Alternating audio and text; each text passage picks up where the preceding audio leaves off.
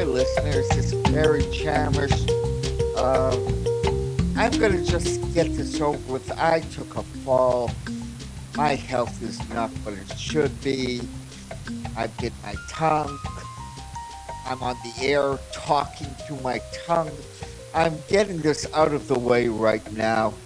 I'm going to do something about it if there's something to be done there. Now, I've got Stephen Bassett on the line, and he's been here before. You know the Paradigm Research Group. Stephen, first of all, are you there? I certainly am, Barry. It's good to be with you. Oh, always a pleasure speaking with you. Let's just go through this first of all.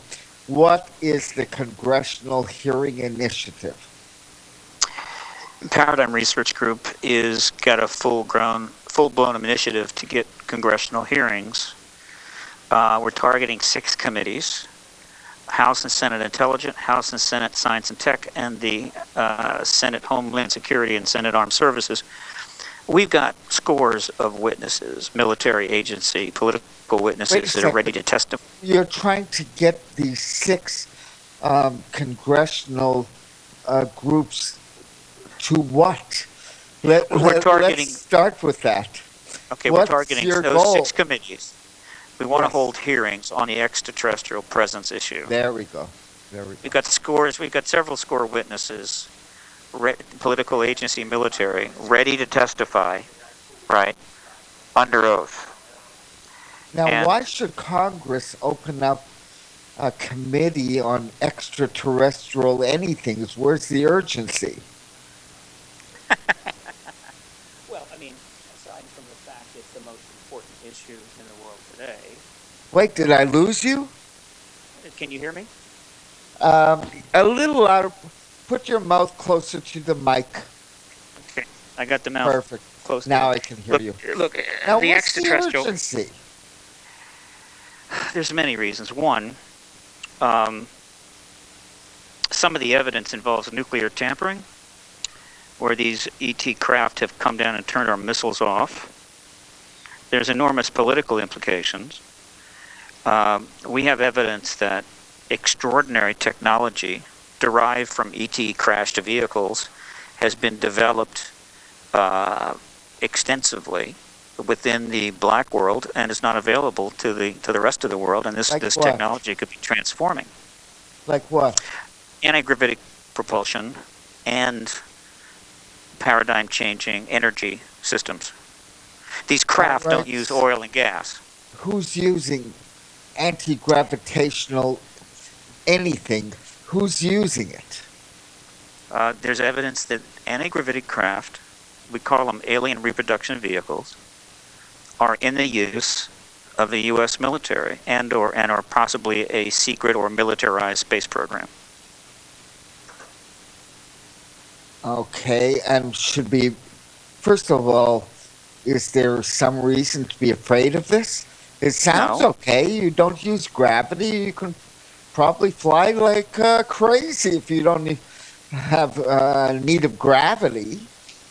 No, not to be afraid. The point is that technology plus the energy systems that these craft use, which they've been studying for decades, this tech is not available to the world. It's only being used in the black world. And we desperately need an energy paradigm change.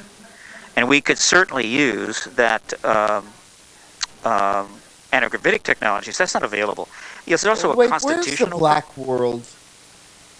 How do you get to it? Well, it's a black world is kind of a crude term for the deeply classified areas of the United States government's military intelligence operations. We have vast facilities. Everybody knows that. We also have vast underground facilities. Less people know that. We have thousands of classified programs, hundreds of thousands of millions of classified people, tens of millions of classified documents. This is the, quote, military intelligence world. Classified people? Yeah. In other words, you've got a huge... What happened to these classified people? Classified means that they are under security clearance status, and therefore their actions are classified. You can't know about them, particularly if they're working in special access programs, or unacknowledged programs.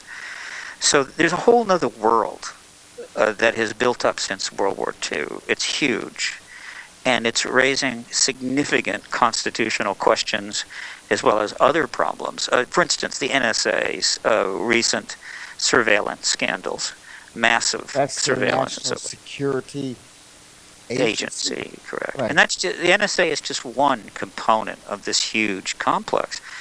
So at the center of this complex is the most important classified information in the world, and that is the presence of extraterrestrials and what our government knows about it. And it's time for the world to be told this. It's time for the people to learn the truth. It's 68 years since Roswell. It's 24 years since the end of Cold War. And they're still playing fast and loose with this. Worse, so many people already know it's true that this giant lie is undermining trust in government. Well, I've always wondered. Now, you got to sort me out here. Now, I did a pretty deep study of a wave of UFOs in Israel, and I assure you that we're not being told. Let's just put it this way. Why is it being covered up? I never understood that. What happens if we find out that they are extra, and what does that do to our lives? I mean, what's so bad about knowing it? That's several questions. Let's start with the first. All right, let's do them all then. Yeah, we'll do them all. Start with the first. Look, this I call the truth embargo has a long history. It goes all the way back to the early 1950s. That's when this policy of not acknowledging and denying, if necessary, the reality of these extraterrestrials was made a government policy of the United States. Our allies went along with that policy. It wasn't hard to convince them. So the reason they did it was national security. They don't know why these ETs are here, probably. They have crash vehicles. They've got bodies. They don't know what the hell they're dealing with. And they have a real problem developing with the Soviet Union, a potential third world war that could be nuclear. Hold on. Over what? What are we going to war for? Whatever. The point is, well, the Soviets... No. This one, look, I was in the Israeli Air Force. I did my interviews from within the Air Force. When you're in uniform, you'd be surprised how open pilots are when you talk to them, okay? Right. They are covering it up. I don't know why. I never understood why, but they chased UFOs. I have descriptions of that in my book, Return of the Giants. I was a witness, and I was honest, and I reported it. Right. The why part, listen. Which why are we talking about? You say why they don't report it, or why... Oh, you know what? Let's make it wide, all right? Why they're prevented from reporting when they go chasing after UFOs. Believe me, the citizens saw them. It's not like it's being kept a secret from citizens. But their Air Force isn't so open. The truth embargo is a formal policy of the United States government that the extraterrestrial presence will not be acknowledged.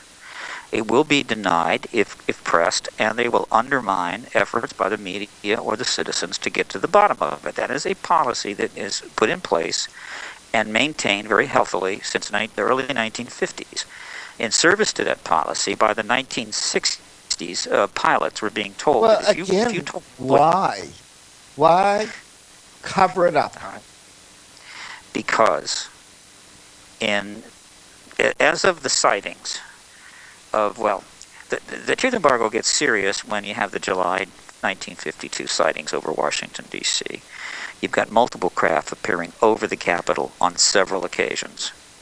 This scared the hell out of the government because clearly they had no ability to secure the airspace even over the nation's capital. So they got really serious about the truth embargo. Now, as of 1953, after the Robertson panel conducted by the CIA, okay, they were fully aware that the Soviets were building hydrogen bombs, atom bombs, and missiles. We just had a world war, and it's only been over at that point 7 years. A number of our own generals were claiming we needed to go to war with the Soviet Union to stop them or take them out before they had these missiles. Winston Churchill had stated there was an iron curtain across Europe. The Soviets had taken substantial territories in Eastern Europe. And so this is what the U.S. government was facing. 5 years after the Roswell crash, they know ETs are here. It's been absolutely confirmed to them. They have technology, they have craft, they have bodies, and the decision was made that we cannot have this out in the public domain till we know more about it, till we understand the ET tech, whether it can be weaponized, and also what's going to happen with the Soviet Union. Is this going to turn into a nuclear third world war? So they had a tough situation, and they decided to embargo this issue. No, we're jumping over something here. Why would this turn into a world war? When I say, forget about the ET issue. In other words, because you have an extremely complex situation, unprecedented, and the introduction into the total public domain, the fact that extraterrestrials here would have created a unknown set of variables that they simply had no way of gaming, had no way of calculating what the effects would be. Plus, they did have ET technology. They didn't want this out. They didn't want people focusing on that. They wanted to see if it could be weaponized. As well. You're saying it's out there, but we're not aware of it? No, I'm saying that the government was aware of the ET presence. The government knew it had crash vehicles, it had ET tech, they could be weaponized, and they did not want they did not want it acknowledged in the public domain, because that would make it difficult for them to work on that technology, deal with the ET reality in secret. Governments prefer to act in secret, and this was the most profound event in human history as far as they were concerned. You're talking so smoothly. I want to melt in your arms, but I don't buy it. I've been at this a long time. I mean, I'm talking smoothly because I know this very, very well. The history of the truth embargo is relatively well known at this point. The government keeps massive amounts of secrets based on the claim of national security. No doubt about it. But this is once again, the public is so aware. Yes. Have you seen my DVD? It includes these 5 sighting shows done based on my material, and Fox TV based on my material, and Odds and Ends. Have you seen it? I have seen pieces of it, of course.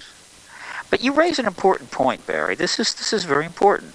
Yes, because the ETs can come and go as they please, because the government can't control their actions, and because there have been so many sightings and other events, the public is aware of this extraterrestrial presence. Hundreds of millions of people are aware. But the governments, your government, my government, you name it, continue to deny the existence. And this is creating a huge problem. It is undermining trust in government, along with other things, and making government very difficult to function. It's a major problem, which is why the truth embargo has to end. You cannot have this split, between the public and the well, we're all just kind of used to the fact that they're not going to be honest about this issue. We accept that they will cover it up. Yes, but that doesn't mean we have to put up with it. Look, they lied about this. It doesn't, but I think we're going to have to. No, not from where I stand. I intend to end the goal of Paradigm Research Group is to end this truth embargo right now, this year. And we're making a lot of progress. So don't be surprised if things start popping pretty soon. What kind of progress? Well, first of all, I've already had many meetings on Capitol Hill on both the Senate and House offices with staff about congressional hearings. This is starting to get out there. We've had extensive coverage in the political media. 3 articles in the Washington Times, an article in the Mother Jones magazine, another one coming up, 2 articles in Roll Call, the newspaper on the Hill. We've also been covered in New York Magazine, New Republic. New York Magazine? I mean, absolutely. that's a name that's kind of bigger than Washington Times. Have you actually had?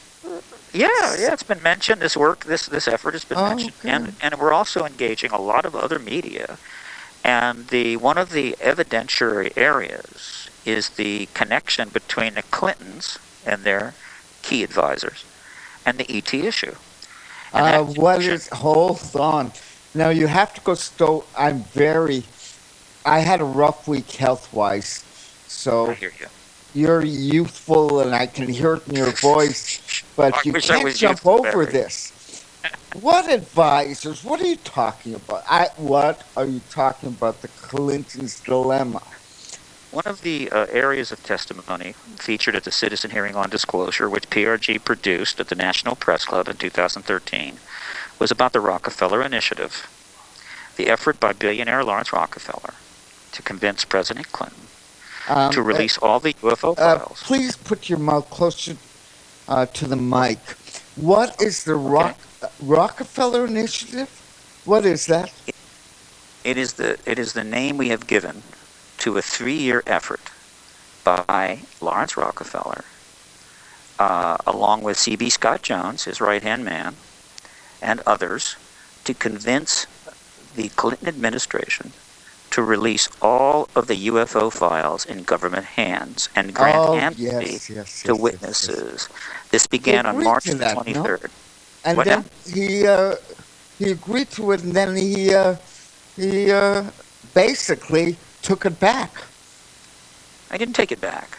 There was an effort that went on for 3 years. We know this because we have 1,000 pages of documents confirming it. But he obviously was not able to get anything. He could not get any information from the military intelligence community. He was blocked. We don't know the specifics of that, but we have to assume he could get no information.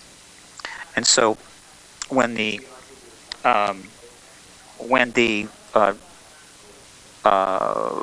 thing was not working by the end of 1996, it ended in October of 1996. I recall that, as a matter of fact, but that was a while ago.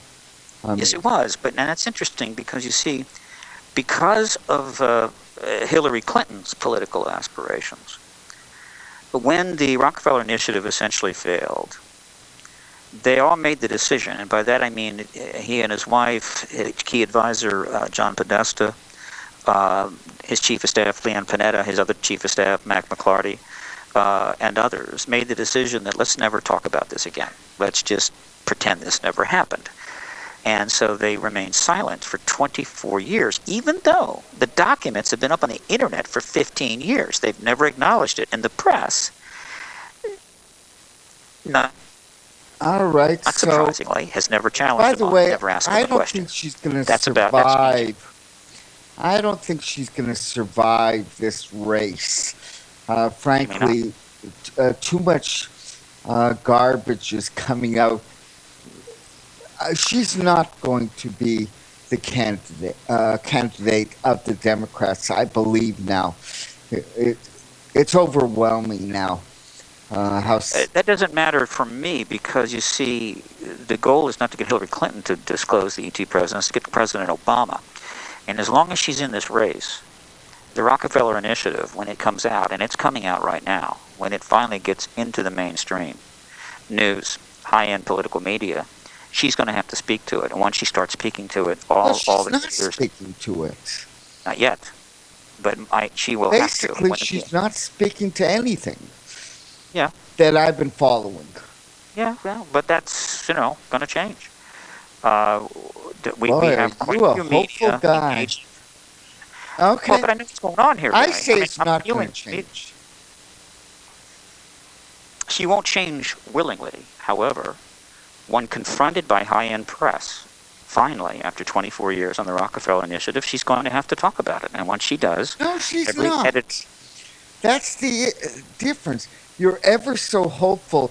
By the way, I faced um, the look. I don't know the American establishment and Air Force, but I faced mine, and they don't change. They really. You're talking about running into stone walls. Well, you're running into a stone wall. I'm not running into the stone wall. Basically, we're going to get the entire political media. Look, President Clinton did not want to, quote, admit to the Monica Lewinsky affair, but he Oh, did. how is that relevant? Oh Because boy. it shows you that stone walls can be broken. When the Okay. media gets heated up enough, there's nothing you can do.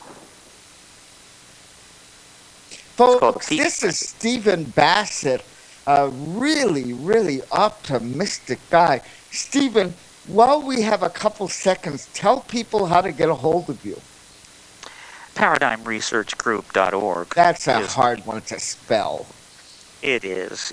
But it's an important word. Got to learn paradigm if you're going to live in the 21st century. DIG is in George M. ParadigmResearchGroup.org is the website, and PRG at ParadigmResearchGroup.org is the email. That should do it. Folks, we're archived for a week at libertyarchives.com. If you missed that, well, you'll have to listen to us, but you can get it off that. Now, I'm You can going just to Google answer. Stephen Bassett. Oh, my goodness. Okay, Stephen, um, I appreciate your point of view. As a matter of fact, we need people like you, and what the heck. But I'm getting old now, and I went through stuff before. I was youthful just like you when I did the research for the Israeli UFO wave. The people, open as hell, great. As a matter of fact, too open. There were bluffers even. But government, stone wall. There weren't bluffers, there was nothing. You are seeing in the last 7 years extraordinary things happening. You have seen the NSA turned upside down because of a single employee that dumped millions of files out or handed over millions of files to the press. You've seen the military turned upside down by a single lieutenant operating out of And where Iraq. does this lead you? What it says is that the power of the internet and the expanding horizontal expansion of media has made it much easier to go after and deal with or to address issues within government and even within the military intelligence complex. We have more power than we've ever had before, and we're using that power. So, what can I say? It's not 1975. It's not 1985. This is 2015, and we are going to win some.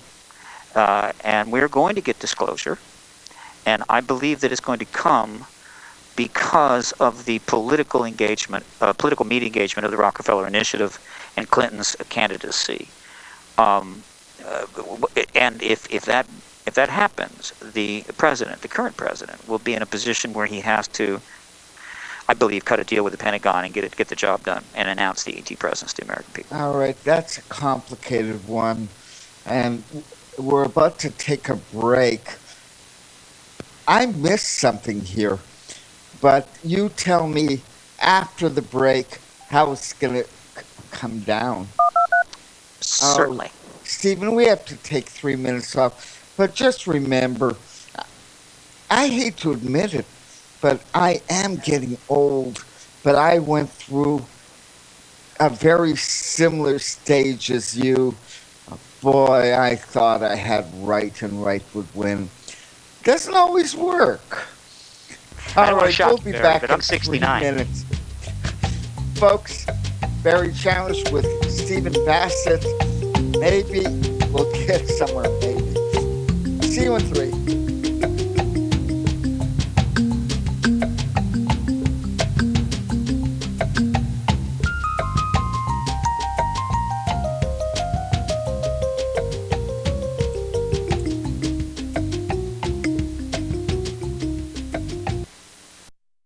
Visit crosstheborder.org, CROSS, crosstheborder.org, to get your print, EPUB, or PDF version of the book, The Rapture Will Be Canceled. That's crosstheborder.org. I know you all want answers, and believe me, so do I, and I'll do my best to get them.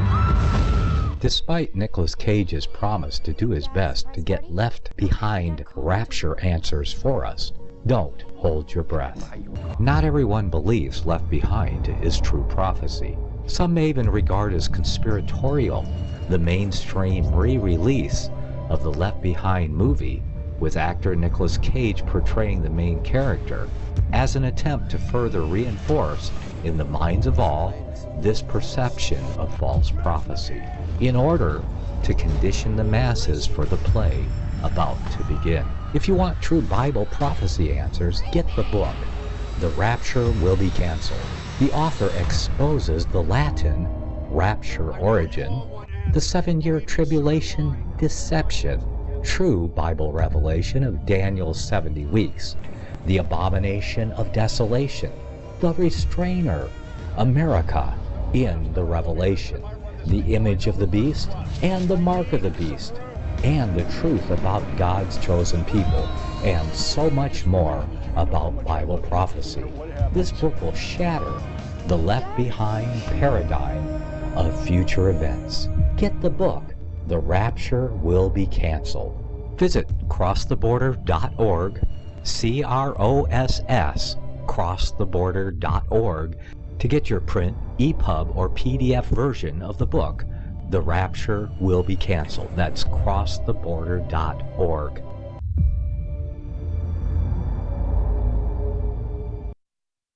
Gold and silver is tremendously undervalued. Global demand vastly exceeds mine supply by more than 60% annually. There is little in the financial world more certain than a coming explosion in the prices of gold and silver. The U.S. dollar continues to lose value and respect as the world's reserve currency. Our nation faces challenges on many fronts, and a day doesn't pass without another economist bringing forth warnings of impending economic calamity.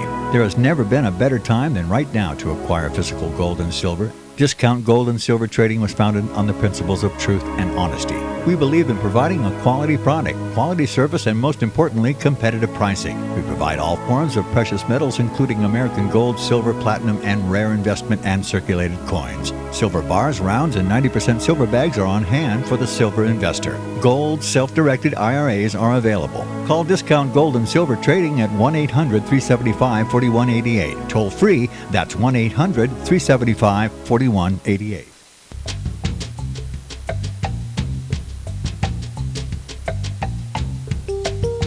Hey folks, Barry Chamish back, and we're about to have a new year. Here's hoping it's better than the last one. And look, my book, Return of the Giants, is at lulu.com. That's www.lulu.com. I would just write in my last name in the search box, Chamish. It's in black and white or color. David Samarin, thank you for keeping up my site. That is barrychamish.com. And Nick Arthur, he got me my Skype back. Folks, without people that, well, folks, at the end of this year, I'm going to tell you all how much I appreciate you. And we're trying to do it together. That's it. Thank you, folks. Now, there's one person, well, I appreciate a lot. That is my wife, Cindy. Unusual marriage, but now hear this out, Stephen. If you know and you can answer, she would appreciate it. Look, she's on this business about the super collider, CERN, in Switzerland, and it's going to do an experiment in a few days that could affect the whole world. Do you know anything about this? Yes, I'm following that thread on the internet. Look, my wife is a very very intelligent woman, but the report she made me watch was really amateurish. Yeah, look, I have a degree in physics. I follow science pretty well. I am not concerned about the activities at CERN. I don't think there's any chance it can create a black hole that would actually be an issue. They are on the fringe, the cutting edge of exploration into the subatomic world. But, as is the case, the internet is a fun place to blow things out of proportion and come up with cool deals and cool theories, and that gets around. And this is kind of a pretty cool one. It's a very science fiction kind of thing. But I'm not concerned about it. I'm just not concerned about it. No one else should be. But Cindy, there's your answer. I didn't forget you. All right. Let's just say she's convinced, and she's convinced on nothing, frankly. But nonetheless, I did it for you, girl. How do you like that? Now let's get back to the show. Look, what were you saying about... you were saying something about a scenario involving Clinton and Obama, where you think everything is going to be better at the end of the story. What scenario is this? Well, the scenario goes like this, in a few words. The political media are about to engage the Clintons, both her and her husband, as well as some of her advisors, regarding the particulars of the Rockefeller Initiative, which they've never spoken about. That means they're going to have to... Benghazi. They're going to go for the Rockefeller Initiative.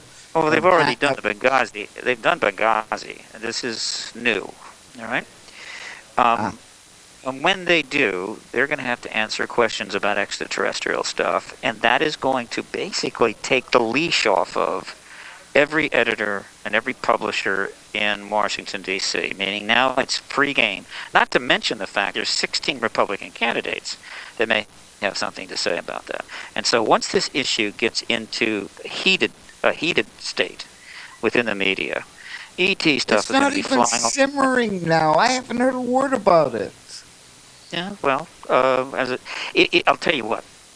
If you go to, or if any of your listeners go to paradigmresearchgroup.org, and you click on that big graphic, that big, center graphic, you will go right to the status report on all of this, and you can see the articles.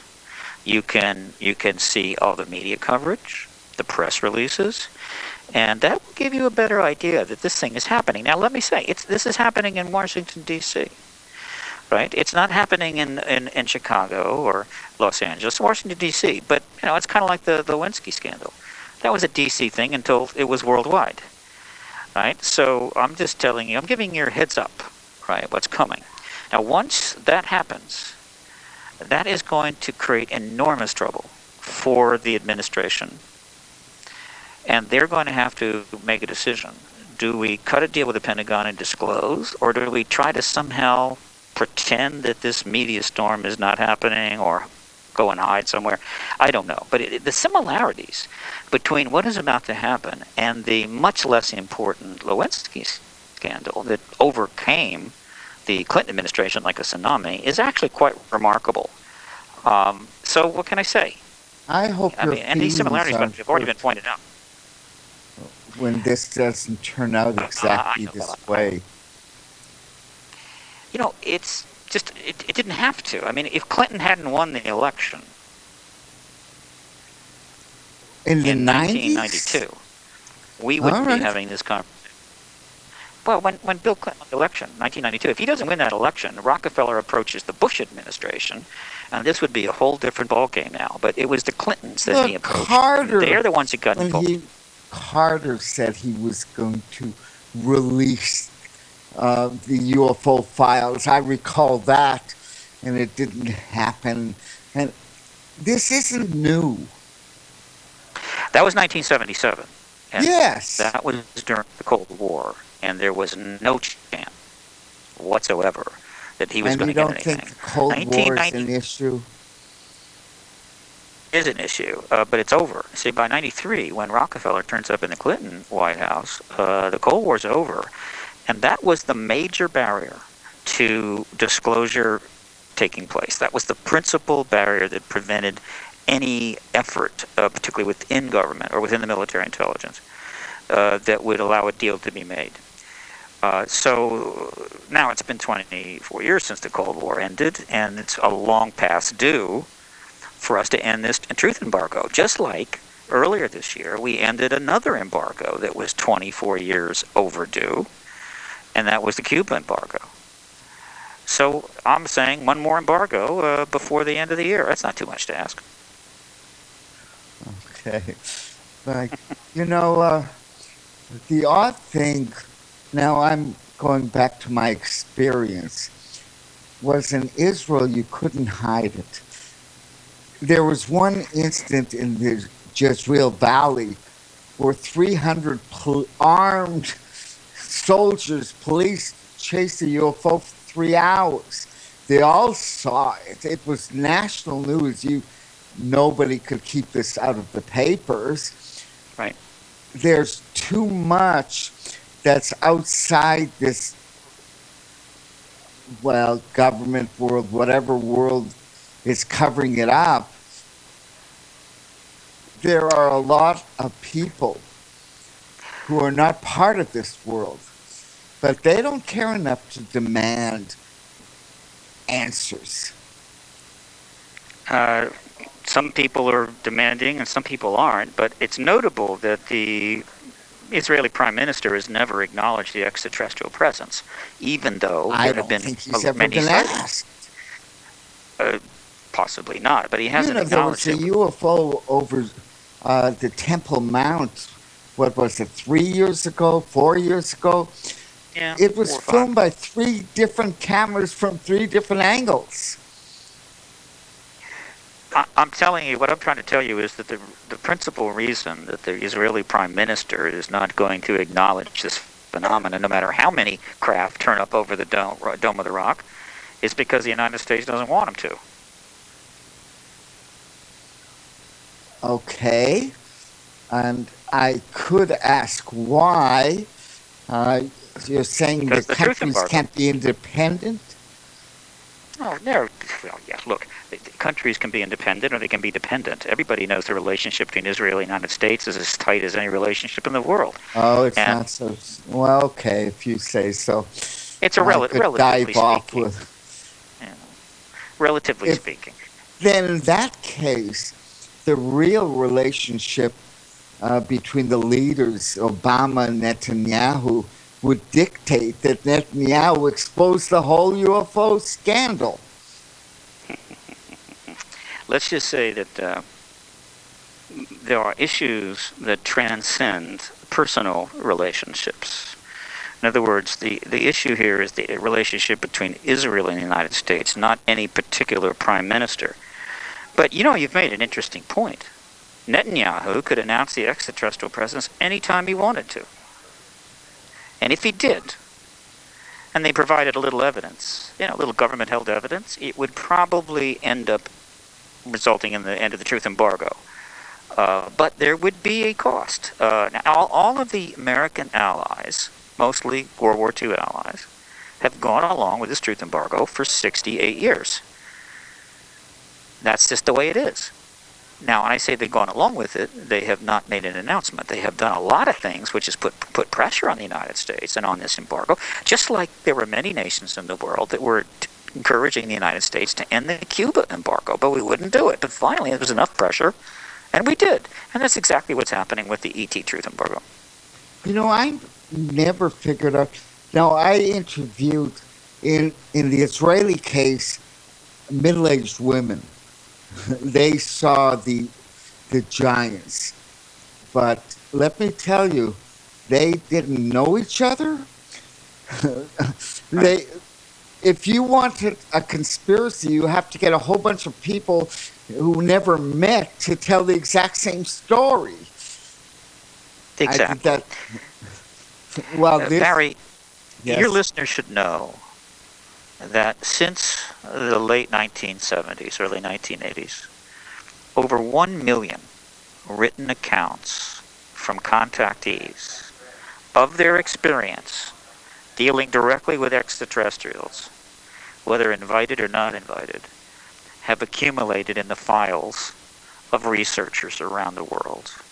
And I'm pretty sure most of these 1 million people didn't know each other.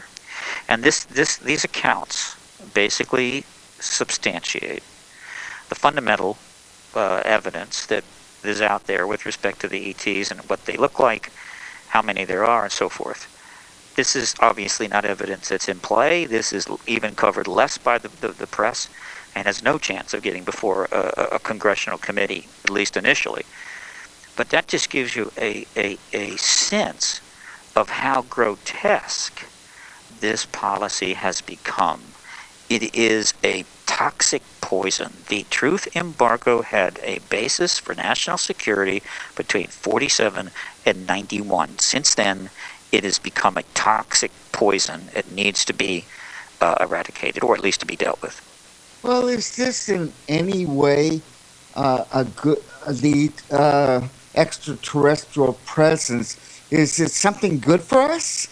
Now, by the way, I'm saying this from a point of view a little more expert than lots of people. Why are they showing up in women's apartments, roaming around, and basically doing harmless stuff, and then leaving? That's what happened in Israel time after time after time. Well, I don't think they were roaming around. What does If that they mean? were in somebody's apartment, they had a reason to be there. Look, in order to formulate opinion about whether the ET reality will prove to be good or bad, you have to look at the overall evidence. If you isolate a certain area, you can find things that are pretty negative, and you could arrive at a narrow conclusion. I have spent a lot of time considering the entire picture, the big picture on this, and I do believe that the extraterrestrial presence will ultimately be a good thing, that we will be pleased about it, and that it will probably lead the truth embargo, and the end of the truth embargo will From probably the other lead to point contact. of view, why don't they reveal themselves? Why are they keeping us in the dark? Well, they're not keeping it. That's interesting. I mean, no, they have not forced the issue, literally forced it in the open. But as you Uh, know, there's you so know much what? I wouldn't say that. I'd say they put on pretty good displays. I know a few where hundreds of people just stood around watching them. I you wouldn't have to just, say that. no, you have to understand what I'm saying. I'm saying something different. They have been seen. They are active. They are clearly they've clearly raised the awareness of hundreds of millions of people to their presence. That they have done, but they Why have haven't they gone taken out a billboard? they that's the point. There is a line that they have not crossed. They have not crossed the line that would essentially force the truth embargo out in the open and the truth Well, we embargo. They should haven't be done really ticked at them. that. Well, Actually, I am, in retrospect, if I I think feel about it. frustrated, but look, they have their reasons. I don't know what they are. I do not know why they Everyone have that says line. that. If it's God, why did God let the Holocaust take place? He had his reasons. I mean, everyone says that. For True, but in the everything. case of the extraterrestrials, Barry, we may be able to actually ask them what their reasons were in the not too distant future. That's kind of nice. Actually, And get an answer. I've had people, I know of one, Cipora Carmel, she did ask him, what are you doing here? And he said, go back into your house. It was a This very is true. brusque conversation. They are asked questions like that, and No, generally get an she answer. asked the question. I know. What are I you know, I'm doing saying. here? And they usually don't answer that. Nope. But interestingly enough, Barry, His answer was, go back into your house. You're yeah, bothering exactly. But on the other hand, they have often been asked about God.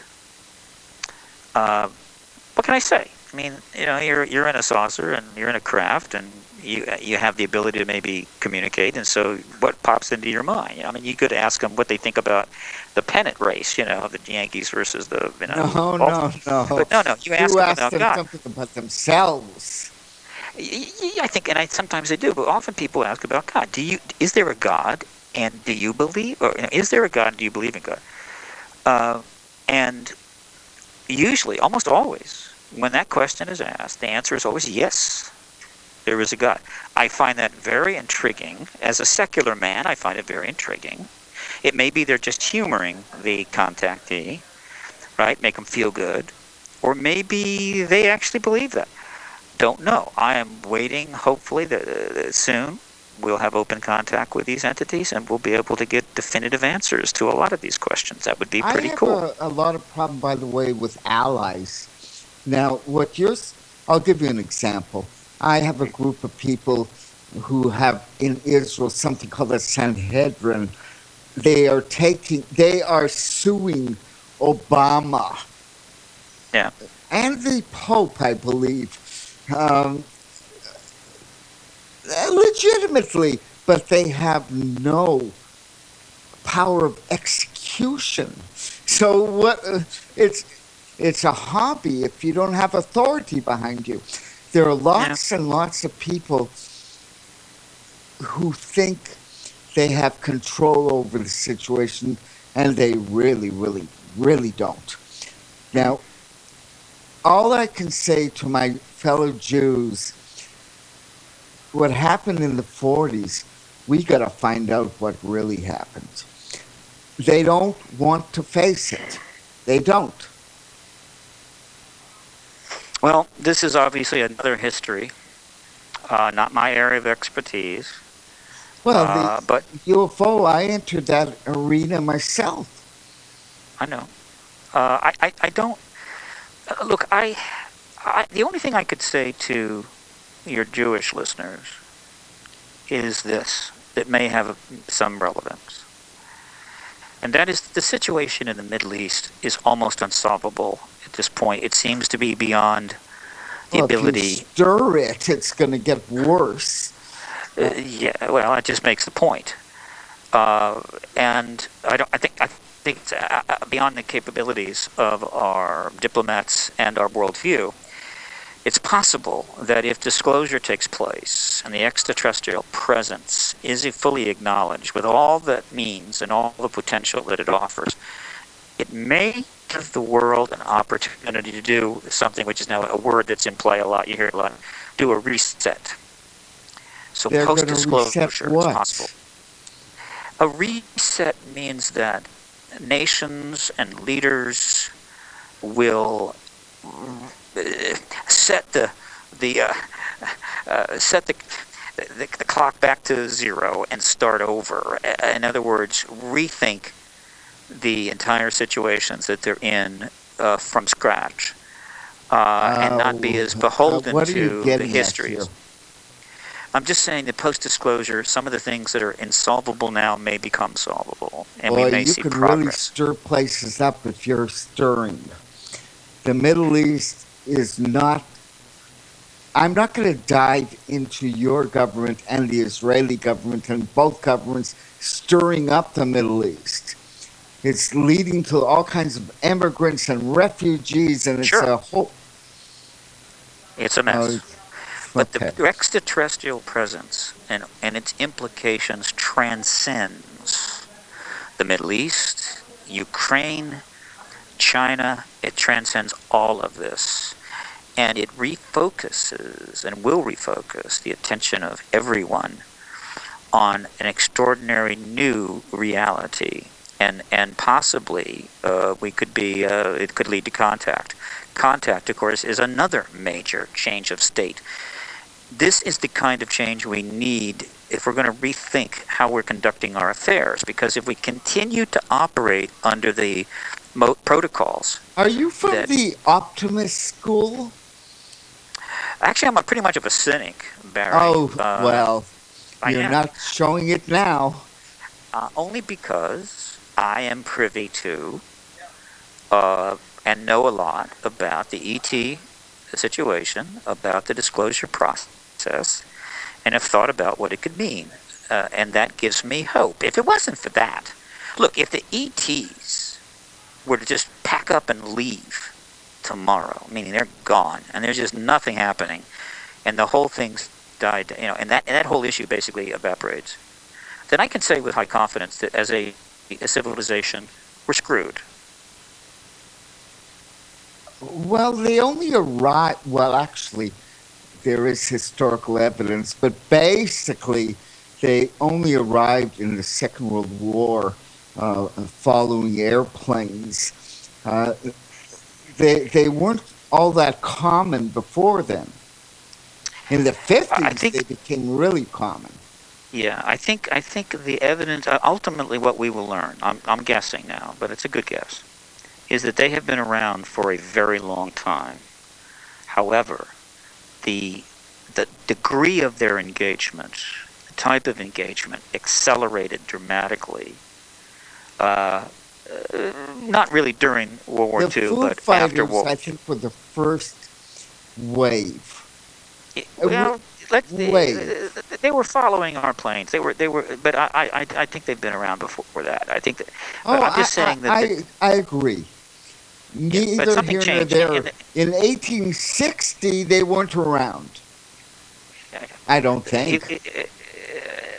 My colleagues and I there's a consensus developing. It's a pretty good consensus that it was the creation of the atomic bombs and their use in Japan that triggered a new and much more intense engagement of the human race by these ETs, which you can draw a lot of conclusions from that. It's not wacky. It's not that wacky makes a lot of at sense. all. That's not an accident that the sightings intensified in early 47, only about 15, 16. Did I lose you? 16 months after the bombs were, and the sightings, particularly, and the Roswell event happened to be. The Roswell event happened to be a nuclear Air Force base or Army Air Base, and it was near the nuclear test facilities at White Sands. I don't think that's a coincidence. We passed a threshold. We crossed a line when we dropped those bombs. And it's not it dropping appears them, that they testing them and testing them months before. There was the that. signal was out before Hiroshima was bombed. I agree. And I think even if we hadn't dropped bombs on Japan, probably they would have engaged us anyway. But clearly, making them is one thing, using them is another. And we demonstrated that we're prepared to use them. And we know what happens if we have a full-scale nuclear war. So I think there's a connection, and I think that connection is a positive one. That doesn't mean we can't have a nuclear war tomorrow. Stephen, we've reached the end of our line, but it was a good show. Tell your listeners we're at libertyarchives.com, and, well, who knows, maybe somebody will think I'm right about a point or two here and there. That was Stephen Bassett, folks. Paradigm Research Group. Thank you, Stephen. A pleasure. Night all. I'll see you next week. This is Barry Chamish.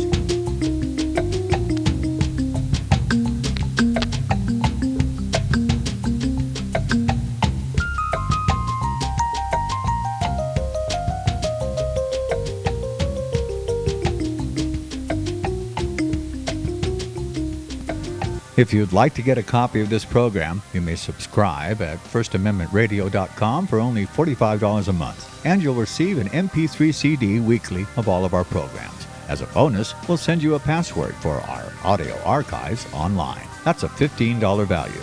Or you may request any month of any program on one MP3 CD for a minimum donation of only $25, or any single program on tape, MP3 CD, or CD for only $15. You may do all of this online at FirstAmendmentRadio.com. Just follow the instructions to make a donation or subscribe. You may also adopt an hour of your favorite program Please don't forget that most of the programs on FirstAmendmentRadio.com are listener-supported. Don't do internet? Then call 559-781-3773 and we'll be honored to help you. Thank you from all of us here at FirstAmendmentRadio.com.